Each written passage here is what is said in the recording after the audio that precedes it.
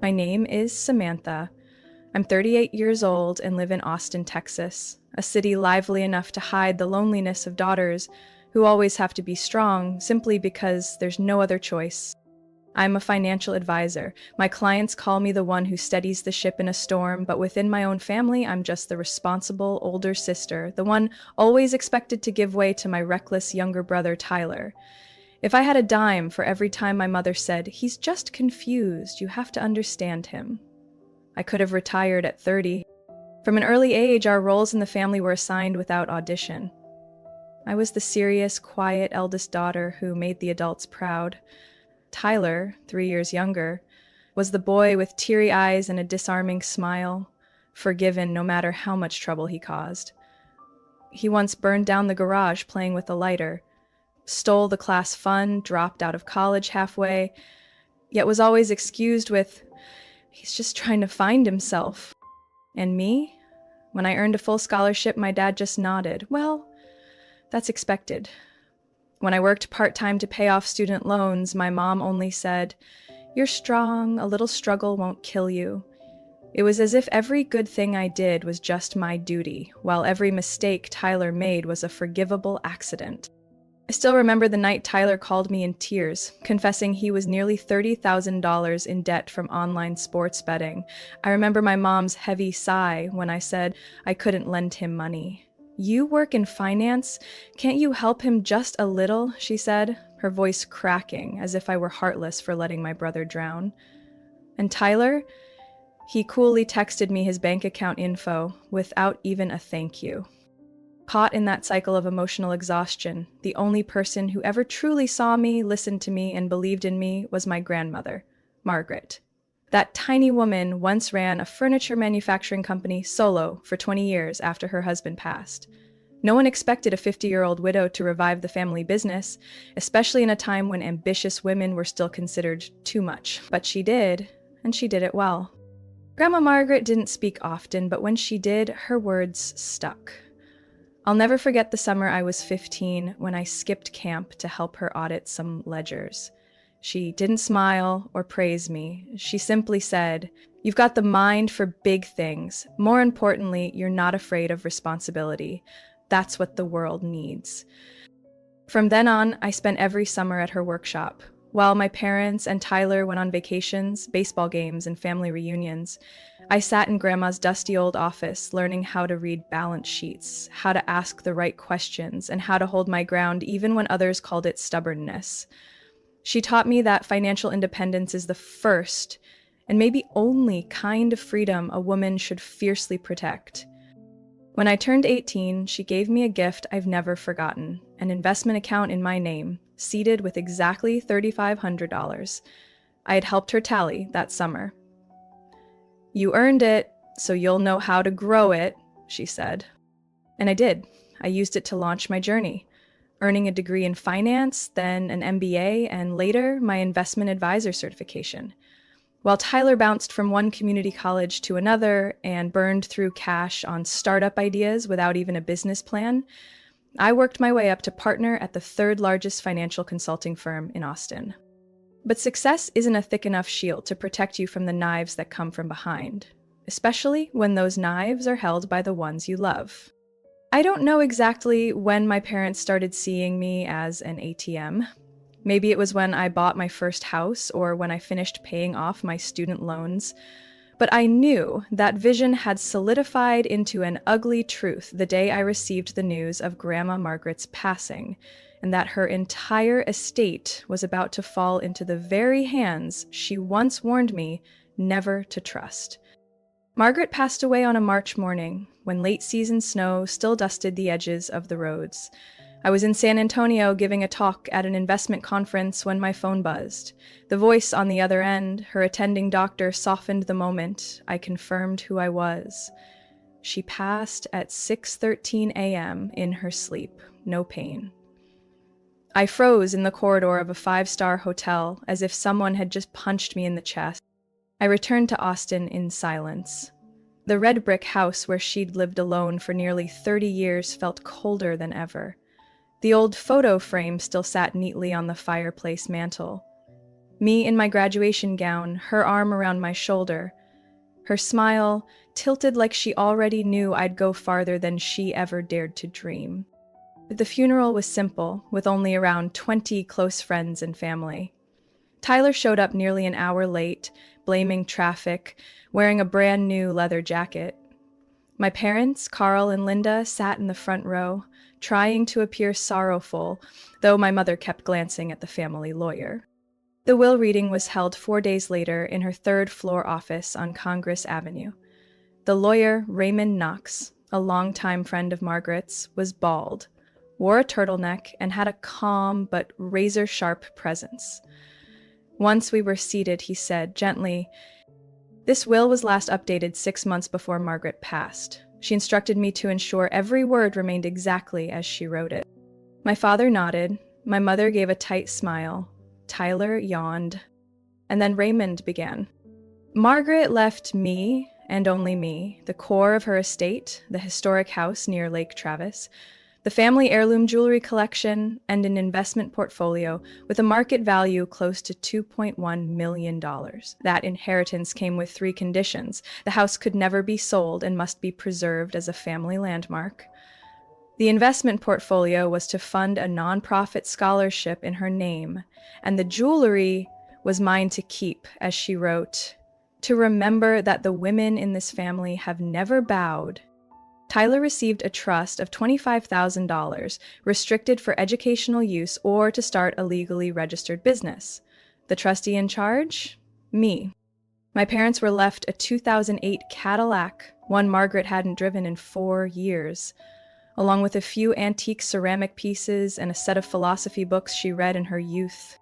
No one in the room said a word. I didn't smile, but I felt my heart pound with a steady rhythm, as if she had placed her hand on my shoulder from somewhere beyond, whispering, "You did it." My mother was the first to break the silence. "There must be some mistake. Margaret would never abandon her son like this." Raymond didn't respond. He simply flipped to the next page. She wrote clearly, "Carl and Linda are people I love, but I do not trust them to preserve what I've built. I've seen them indulge their son to the point of destroying him." Tyler's face turned crimson. "What? That old woman couldn't—" Raymond read on, never looking up. "As for Tyler, if he truly wants to change, he'll need to learn how to work with responsibility and understand that no one is obligated to pay for his laziness." My father looked like he wanted to speak but held back. My mother stood abruptly, grabbing Raymond's sleeve. "You can't let one daughter take everything like this. This will be contested." Raymond gently removed her hand. "This is a legally binding will, signed by 3 witnesses and notarized. You're absolutely free to hire counsel to contest it. But I advise you to think carefully, because I also have a voice recording of Margaret explaining every single decision in her own words." I hadn't spoken a word through the entire reading, but now every eye turned to me, not with sympathy, but the desperate glint of people watching a prize slip from their hands. I looked directly at my mother and said calmly, "She already knew, and she believed I'd protect what mattered most to her." Tyler mumbled something under his breath. My mother collapsed back into her seat, breathing hard. My father said nothing, but his eyes shifted, calculating. Raymond closed the folder. "That concludes today's session. Further details will be distributed to relevant parties. And remember, what matters isn't what she left behind, but why she chose to leave it that way." I walked out of that office with a strange clarity. Not joy, not grief, just certainty. I hadn't just inherited assets, I had inherited a battle, and the people I called family weren't done with me yet. The message from my mother came in on a Monday afternoon, just as I was in a 19th floor conference room, about to present a portfolio reallocation strategy to a major client. "Our family needs to meet urgently this weekend. 3 p.m. at home. No excuses." No explanation, no warm greeting, just a command. I looked up from my screen, that familiar sting rising in my chest like acid. The kind of invitation everyone knows is really a tribunal disguised as family. I forwarded the text to Olivia, my closest friend since college and now my colleague. She replied with just one sentence. Looks like it's your turn again. I hadn't told anyone, but ever since the will reading, I'd noticed a few odd things. Margaret's former secretary, who had helped her manage financial records for over a decade, suddenly called to say someone had been asking repeatedly about the estate. A week later, Wallace, our family accountant, texted me privately. Someone tried to request statements from her investment portfolio. I'd decline, but be careful. The tension began to thicken like lead in the air. My father, Carl, formerly a corporate legal advisor for a construction firm, was never one to give up easily when control was at stake. My mother, Linda, she never accepted that I had surpassed Tyler, even in her imagination. And Tyler, the guy who burned through $70,000 in scholarship money in just 8 months, wasn't about to walk away from a fortune without a fight. By Saturday afternoon, I was driving back to our old neighborhood. The same 3-bedroom wooden house where I grew up now looked gray and hollow, like the people inside. Tyler had parked his new Jeep in the driveway. Clearly, money wasn't an issue for him. At least, not when he didn't have to earn it. As I stepped inside, my mother was already waiting in the kitchen, wearing a burgundy dress and dark red lipstick, not to welcome, but to perform. My father sat at the dining table, poker-faced, swirling bourbon in a glass. Tyler lounged on the sofa, legs up on the coffee table like he owned the place. "You're late," my mother said, voice tight as piano wire. "I'm on time," I replied, still standing. My father cleared his throat. "Samantha, this isn't an easy conversation, but it needs to happen." I folded my arms. "I'm listening." My mother pulled out a chair, sitting directly across from me. "The family is in crisis. Tyler's facing serious problems. Some of your investment accounts could help us get through this." I looked her in the eye. What kind of crisis? And what does that have to do with the assets Margaret left to me? Tyler sneered. "That was Grandma's. It's a family inheritance. She just put your name on it because she thought you'd manage it better, not to hoard it for yourself." I kept my voice steady. "So, your plan is what? I hand it all over so you can blow it gambling again?" My dad interjected, trying to sound calm. "No one's saying you should hand it all over. We're proposing a family trust. Pool the assets, I'd manage it, distribute fairly. You'd still get your share, of course. But what matters is the collective good." I gave a small laugh. "Sounds familiar? Like when you sold Grandpa's car without telling me?" Silence fell. My mother's hands tightened around each other on the table. "Let's not bring up old wounds. We needed the cash back then, to send Tyler to rehab." "Voluntary rehab, 3 weeks long with spa treatments and a hot tub," I interrupted. "And who paid that bill?" "I did." Tyler slammed his hand on the table. "You always throw that stuff in our faces. You think you're so superior. Without Mom and Dad, you'd be nothing." "Wrong. I am who I am because of Margaret, not because of you." I pulled my phone from my purse and opened a file. Want to hear her words again? The part where she explains why she left everything to me? I also have the video from the night she updated her will. My father stood up abruptly, his face red. "You trying to threaten us with that? We're family!" Family doesn't secretly file legal requests to transfer ownership of someone else's estate. I tossed a thick packet onto the table, photocopies of emails, letters, and draft lawsuits, all signed by my dad. My mother froze. Tyler turned pale. I grabbed my bag. "I've warned you. This inheritance wasn't meant to be looted. I'm not betraying anyone. I'm protecting what the woman I loved most spent her whole life building. If any of you push further, don't bother calling this a family anymore." And I walked out, leaving behind a silence so sharp, you didn't need to slam the door to hear exactly what was shattering. Grief. I hadn't planned to go as far as rummaging through my parents' house, but after that family meeting, my instincts screamed like a fire alarm. Something was off. Not just their tone or my father's calculating glances. It was the way they spoke. Too smooth. Too rehearsed, like the script had already been written. like I was the final pawn to be removed. 3 days later, I met with George, a former colleague who used to be a legal analyst at a real estate firm my father once worked with. I asked just one question. Is my father trying to restructure any assets under my name? George hesitated at first, but after I mentioned a few project names, he nodded. I can't give you internal documents, he said, but I know he's been working with a private law office in Round Rock on a new family trust. It felt like something cold and heavy poured down my spine. The next morning, I took a chance and went to my parents' office, claiming I needed to find my original birth certificate. Something they'd held onto for years. My father's office hadn't changed since I was a teenager. Walnut desk, file cabinets with mechanical combo locks, dusty old bookshelves, and the smell of printer ink mixed with worn leather. I knew the drawer layout by heart. I used to be punished by being forced to reorganize them in middle school. In the drawer, labeled FP, I found a black folder handwritten with Brookshire Consolidated Trust, Internal Draft, Confidential. My heart pounded so loudly I could hear it. I opened the folder, hands shaking uncontrollably. Inside were notarized copies of assets registered under my name, Margaret's house on Lake Travis, a list of shares in the investment portfolio, and even a photo of the family jewelry appraisal. But what nearly made me sick was the internal allocation plan. Priority 1, resolve Tyler's critical debts. I kept reading. Under the section titled Plan to Handle Dispute with Samantha, there were 3 bullet points. Emotional persuasion, leverage the concept of family obligation. Invoke moral duty based on the deceased's presumed wishes.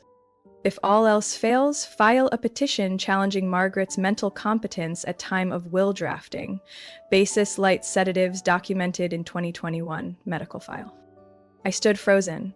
They were going to paint Margaret, a sharp, lucid woman until her final days, as mentally incompetent just to dismantle her final wishes. Quietly, I took photos of everything with my phone. Then, I carefully restored everything to its place and left the house before my mother got home from yoga. On the way back, I called my private attorney, Annette Davis, an estate and trust protection specialist. Her voice dropped when I finished telling her everything. "This is more serious than I thought," she said. "Samantha, they're not just after the assets, they're laying legal groundwork." "What should I do first?" I asked. "Lock everything down. Immediately, transfer it all into an irrevocable trust under your sole control. And if necessary, go public. Family or not, this is inheritance abuse." 3 days later, I signed the documents establishing the Eleanor Margaret Trust named after my grandmother. Every asset, the house, the investment portfolio, the jewelry, even her personal keepsakes, was legally transferred into the trust. Sole trustee, me. Irrevocable, indivisible, untouchable by anyone, blood or not. That night, I got a message from my mother. "Samantha, what have you done? We were just trying to help Tyler. You could have shared a little. It's family. Don't take things so far." They stared at the screen for a long time, then typed back, "I'm not the one who took it too far. You and Dad did. I just finally learned how to swim." That night, I slept deeply.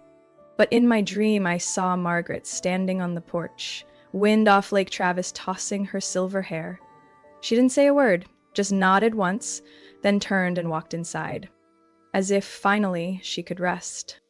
Annette Davis wasn't the kind of attorney you'd see on highway billboards or late-night TV ads. She worked quietly but precisely, like a surgical scalpel. No wasted motion, no emotional interference.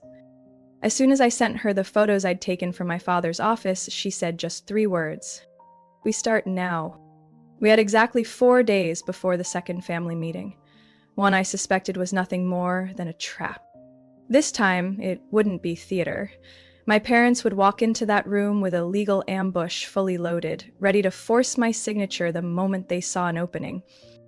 Annette moved like she'd been preparing for this her whole life. She requested the original estate documents from Raymond, Margaret's attorney, to cross-reference every clause. She contacted two of the largest asset management firms in Austin, an independent valuation team in Vermont, and a digital security company specializing in asset access encryption. All I had to do was sign, sign, and sign. By Wednesday, we completed the formation of the Eleanor Margaret Legacy Trust, an irrevocable trust where I was the grantor, beneficiary, and sole trustee. The nearly $2 million in investments were split across 3 independent accounts under the trust name, with third-party oversight. In the Lake Travis house was reclassified as a personal cultural asset in tax filings, marked with a condition, cannot be sold or mortgaged in any form for the next 25 years. The jewelry collection, 47 pieces, some dating back to 1893, was deposited in a private bank vault in downtown Austin, registered with a unique code only I possessed.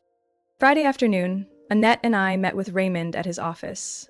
A worn oak round table, sunlight slanting through a dusted window pane. He looked over the neatly clipped file in front of him and gave a slow nod. You've done what few have the courage to do, Samantha. Not just protect assets, but defend legacy and dignity. I stayed silent. Sometimes I wasn't sure if I was being brave or just building a fortress because I didn't trust anyone anymore. Do you think they'll pivot? I asked Nanette quietly. There's no legal angle left. They can scream, guilt trip, or play the victim in the media, but legally, they're locked out. She glanced at me, reading the worry rising beneath my calm. As long as you stay steady, tomorrow. I nodded, but I knew logic was never their last move. Saturday morning, I arrived at my parents' house on time. I didn't bring much, just a simple leather bag with the original trust contract and an updated asset statement. The house was quieter than usual, as if it too were holding its breath for the quake ahead. Tyler opened the door. He looked me over like he was recalibrating my character. Come in, he muttered, turning his back. The living room had been tidied unnaturally. My mother wore a dark gray suit. My father sat ready with a file in front of him, joined by a man I didn't recognize, clearly their new attorney. He didn't offer a name, just a curt nod. We won't waste time, my father began. You already know what we want. I sat, opened my bag, and said nothing. We've prepared a new asset management structure, he continued, merging Margaret's inheritance into a unified family system. You'll have partial control, of course, but oversight will remain with us, the senior heads of family. My mother nodded. This is fair. Tyler deserves a chance to rebuild. We need unity. I slid the file to the center of the table. Too late. My father frowned. Margaret's assets have been fully transferred to the Eleanor Margaret Legacy Trust, irrevocable. No one but me has authority. Their lawyer grabbed the folder, flipping pages quickly. I saw his brow furrow. His lips tightened. This is will manipulation, my mother hissed. No, I said calmly. This was executed exactly per Margaret's instructions, witnessed, notarized, and legally binding. Tyler slammed the table. You think you're some kind of princess? Mom's gone. You don't get to keep it all.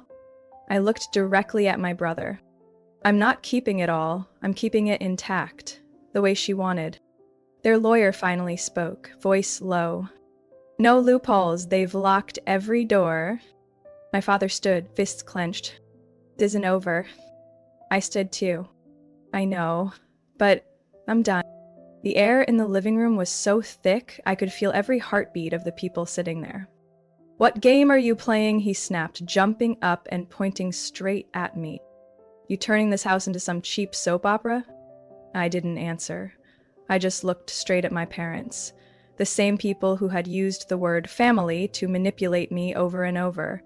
Now they sat there, faces pale, fists clenched. But I knew that look. They weren't heartbroken, they were furious, because they had lost control.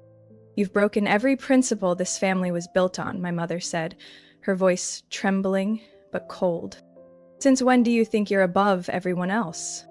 Since the day I realized I don't owe my life to covering up the mistakes this family refuses to admit, I replied, eyes steady. I'm not a walking wallet. Samantha, my father growled, you're insulting the very people who raised you. Everything you have is because of Margaret, I cut in. You're the ones who blocked me from attending college out of state, who told me finance isn't for girls. You're the ones who ignored my accomplishments, but cashed every check I sent as if it was your right. Tyler snatched the file from their lawyer, waving it in my face. You're a damn snake. That inheritance was for the family. You were just holding it. No. I pulled out a copy of the will and placed it on the table. She left it to me. Explicitly. With no clause about sharing. Because she knew if she split it, it'd all end up in a casino or your next 3-minute coffee shop startup. Don't act like you're clean, Tyler screamed, leaping to his feet. When you made it big, did you share? Did you think about us? Or were you just polishing your perfect daughter act so she'd love you more? I held my ground. She loved me because I didn't lie. Because I didn't run from responsibility. Because I didn't borrow and expect others to bail me out. And what about me? His voice cracked, eyes bloodshot. If you don't help, they'll come after me. They'll destroy me. Is that what you want? I rose slowly. I don't want that. But I also won't stand by and watch her legacy burn just because our parents were too weak to say 2 words. That's enough. My mother walked toward me, her eyes pleading, no longer angry, just a twisted mix of fear, guilt, and control woven into every breath. He's your brother. He made mistakes, yes, but he's still family. You can't punish all of us for a few bad choices. I gently pulled her hand from my arm. No one's being punished. I'm just done being complicit. Their lawyer had gone silent, flipping through the documents. After a long pause, he shook his head and turned to my father. Miss Samantha's legal team secured everything under an irreversible trust. There are no errors in execution. I don't recommend pursuing litigation. It would be expensive and almost certainly a losing battle. My father looked at him, then at me. His eyes no longer angry. They were filled with bitter disappointment, like a man defeated by his own chess piece. You're just like your mother, he whispered, teeth clenched. Selfish to the core. No, I said. The difference is I won't sacrifice myself to protect something that's already rotten. My mother clasped her hands together. Samantha, we're a family. Don't turn this into a wound that can't be healed. I looked at her, and for the first time in years, I felt peace. I'm not the one who cut. You did. I walked out of that house, leaving behind a family not grieving the loss of a daughter, but a puppet, one they could no longer control. The morning after the family meeting, I got a strange phone call while sitting on the porch of my lake house on Lake Travis, a cup of coffee still untouched in my hand. The number showed a Galveston area code, a place I had never even been to. I almost ignored it, but something made me answer. Is this Samantha? A deep, slightly raspy male voice asked. This is Thomas, your father's younger brother. I shot up straight. Uncle Thomas, a name my family had avoided for over 2 decades. I vaguely remembered a tall man with a kind smile who rarely showed up at Thanksgiving or Christmas. My mom used to say he didn't fit in with the family. My dad always dodged the topic, and now he was calling me? I know you have every reason not to trust me, he said, calmly, not trying to sound overly familiar. But I think it's time you knew the whole truth. Can you meet me? Today? Blue Magnolia Cafe on 6th Street. The cafe was tucked between 2 worn-out buildings, with soft yellow lighting and Polaroid pictures all over the walls. I walked in and recognized him instantly, still the same build, but older than I remembered, more gray in his hair, but the eyes. They were the same ones I'd seen as a child, lost in the middle of fake family gatherings. But you look more like Margaret than I ever expected, he said, with a soft smile. I'm sorry I couldn't make it to the funeral. I nodded. No time for pleasantries. You said there's something I need to know. He nodded and placed a thin folder on the table. Your family went bankrupt 4 years ago. They have nothing left. Everything you've seen, the cars, the house, the clothes, the vacations, has been funded by debt, credit cards, and advance mortgage draws. My face flushed. Are you sure? I'm sure, Uncle Thomas said, pushing the file toward me. I've got copies of the mortgage documents, bank statements, and credit reports from someone I trust in the industry. Even the house you grew up in. It's been refinanced twice. The last time was to cover an $80,000 debt Tyler racked up. I flipped through the folder, the numbers blurred together. Balances below minimums, credit card debts in the hundreds of thousands, and the worst of all, a loan from a non-traditional lender charging triple the federal interest limit. I looked at him. Who did they borrow from? He looked straight into my eyes. I got of Brentwell. I nearly dropped my coffee. Brentwell wasn't unfamiliar to anyone who worked in finance in Texas. It wasn't a bank. It was a group, a front for loan sharks, debt collectors, and in some cases, forced asset seizures when borrowers couldn't pay up. When did Tyler get involved? I asked, my throat tight. When he opened that lounge downtown Austin. Your parents believed in his business plan and pulled out their entire retirement savings to invest? When the bar started losing money, Tyler panicked, took out high-interest loans to cover payroll and keep the place running, then borrowed again to pay off the first loans. It spiraled from there. I sat in silence. Margaret knew some of it, he continued. But she didn't tell you everything. She didn't want to worry you. Still, she knew that if she passed away without taking action, everything she left behind would be dragged down with them. It all made sense now. The pieces I had tried to put together, little red flags, gut feelings, finally clicked. My parents weren't just greedy, they were desperate. So their goal wasn't just to save Tyler, I muttered, was to save themselves. Uncle Thomas nodded.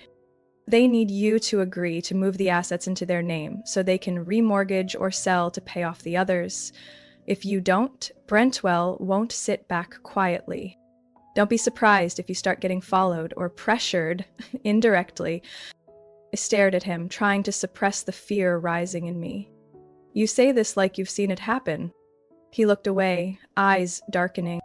I lost almost everything once because I believed family comes first. But family doesn't mean sinking with someone else's mistakes. I clenched my fists. I won't let them steal what Margaret tried to protect. He gave a faint smile. Then you'll need to stay a step ahead. Not just legally, you need to prepare for what they'll do when Plan A fails. I nodded, every nerve in my body fully awake. The second meeting was held right at my lake house on Lake Travis on a drizzly Sunday afternoon. This time, I was the one who sent the invitations. No longer was it a script they wrote to manipulate me. This time, I was the one writing the script, and the rules were mine. I arranged a long walnut table in the middle of the living room, the brass pendant light casting a soft reflection off the polished surface. To my right sat Annette, my lawyer, calm and precise like a Swiss watch. To my left was Uncle Thomas, quiet but steady, like the last pillar in this family I could still trust. My parents arrived together, striding into the house as if they hadn't been shut down in the previous meeting. My mother wore a long beige wool coat, her face bare, seemingly to send a message that she no longer cared about appearances. My father wore new glasses, holding a leather briefcase, probably still clinging to hope for a deal. Tyler came last, hoodie up, dark circles under his eyes, carrying the air of someone just waiting for comfort. I didn't start with threats, I started with honesty. I invited you here today not to argue. I haven't changed my decision about Grandma Margaret's estate. Everything remains in the Eleanor Margaret Legacy Trust and will stay protected. My mother closed her eyes and sighed. Then what's the point of this meeting? Because I have a proposal, I said, placing a set of documents on the table.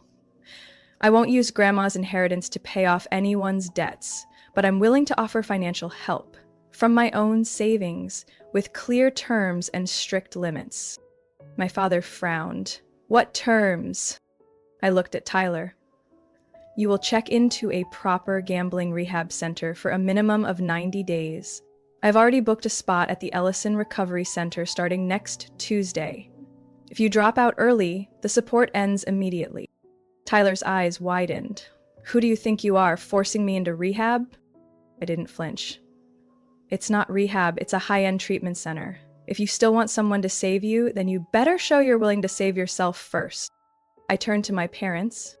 As for you, I'll offer a one-time financial package to help you restructure your debts. But in return, you'll agree to sell the current house, use the proceeds to pay off high-interest loans, and attend financial counseling sessions with an independent advisor I choose. You want us to live like poor people? My mother snapped, voice filled with indignation. No, I want you to live like adults who take responsibility for their actions. No one said anything for a moment. I pulled out another document.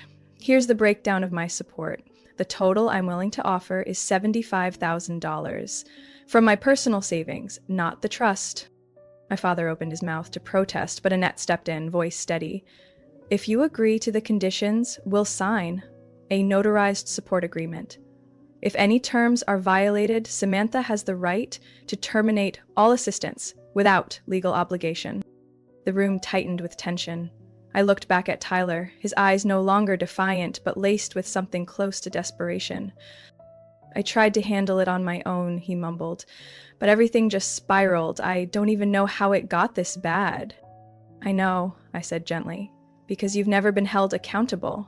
But this time is different. Uncle Thomas finally spoke. If any of you want to change, this is your chance. If not, then let Samantha live her life. Stop pulling her into this pit.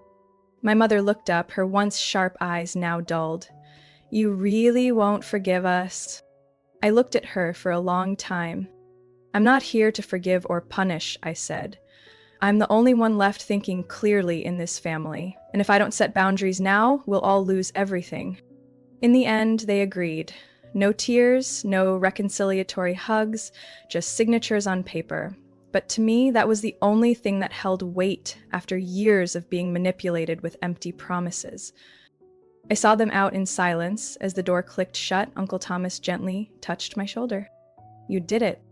I smiled, not out of victory, but because, for the first time, I didn't feel guilty for living by my values. 6 months after the final meeting, the lake house on Lake Travis had taken on a completely different atmosphere, not from paint or furniture, but from the air inside. It was quieter, more peaceful. I called it the stillness of healing. Not an ending, but a much-needed pause after a long, bruising journey. Each morning, I started my day walking along the porch, coffee in hand, listening to the water gently lapping against the rocks. The maple trees behind the house had sprouted new leaves, signaling a new cycle. This house, Grandma Margaret's legacy, was now more than a place to live. It was where memories, values, and the boundaries I fought for were protected. Work was still busy, but I no longer chased 60-hour weeks. I had learned how to say no to insincere invitations, unnecessary meetings, and most importantly, the need to earn approval. Tyler, surprisingly, was still in recovery. The treatment center sent regular updates. They said he attended therapy sessions consistently, avoided denial, and didn't dodge responsibility. After 3 months in residential care, he transitioned to outpatient treatment and now worked as a peer coach in a rehabilitation class. I hadn't seen him since the agreement was signed, but last week I received a handwritten postcard. I'm not asking for forgiveness. I'm just trying not to be the kind of person who needs it anymore. My parents had also changed, though more slowly than I'd hoped. They sold the old house and moved into a smaller apartment near Walnut Creek Park. My father, Carl, worked part-time at a small law firm handling basic cases. My mother had joined a community financial counseling group, something she once called a job for failures. We didn't call every week, but we weren't in a Cold War either. We exchanged cards during holidays, checked in politely about health, and sometimes I received photos of them taking walks together. Every time I saw those, I thought sometimes change doesn't have to be dramatic, just quiet, but real. One May afternoon, I cleaned out the west storage room of the house, the one where Grandma Margaret kept old papers, antique books, and family keepsakes. Among the yellowed letters, I found a small tin box with a faded silver sticker on the lid. Samantha, open when you're ready. Inside was an old turquoise necklace, a photo of me with her from 2005, and a cream-colored envelope with delicate cursive. For Samantha, if you choose to walk alone. I sat down, hands trembling slightly as I opened the letter. My dearest Samantha, if you're reading this, it means you've made a decision not everyone has the courage to make, to protect yourself from those you once loved most. This letter isn't to tell you whether you were right or wrong. It's to remind you of something the women in our family have learned the hard way, that kindness should never come with unconditional sacrifice. Family is not a place to lose yourself. Family, when true, helps you become the best version of yourself, not someone's shadow, not someone's wallet. If, at some point, you feel lonely on this path, remember, loneliness is better than being surrounded by people who only take without appreciation. Don't sacrifice yourself to keep peace with those who don't value you. Love always. Grandma Margaret. I folded the letter, tears falling, not heavy, but healing. Every word peeled back layers I had tried to bury. She had known all along, and she had prepared me, not with money, but with the deepest understanding that boundaries are the only shield when love turns into a burden. That evening, I placed the letter in a glass frame, hung it by the fireplace. Below it, in small gold lettering, love does not mean surrender. And I knew the journey I was on, though imperfect and scarred, was the greatest thank you I could give to the woman who taught me that some legacies aren't written into wills, but into the way we hold ourselves together. Samantha's story is a powerful reminder that kindness should never be mistaken for submission. In real life, many sacrifice their well-being, finances, and inner peace in the name of family. But sometimes, true love means knowing when to say enough and having the courage to set boundaries, even if others call it selfish. Protecting a legacy isn't just about preserving wealth, it's about preserving yourself and refusing to let anyone, no matter their blood ties, define the worth of your life. What do you think of Samantha's decision? Would you be brave enough to draw the line like she did? Share your thoughts in the comments. And don't forget to subscribe for more true stories about family and self-worth.